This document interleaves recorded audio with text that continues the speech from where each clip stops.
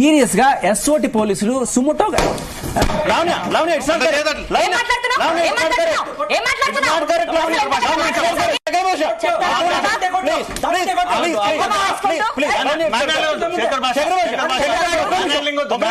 Man handling వద్దు. It's not correct.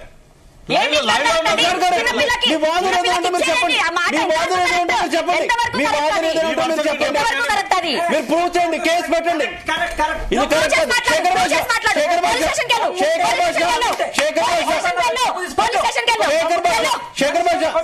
ఇది Raviteja please, ఇది కరెక్ట్ కాదు, ఇది కరెక్ట్ కాదు. మ్యాన్ హ్యాండ్లింగ్ చేయొద్దు, చేయొద్దు.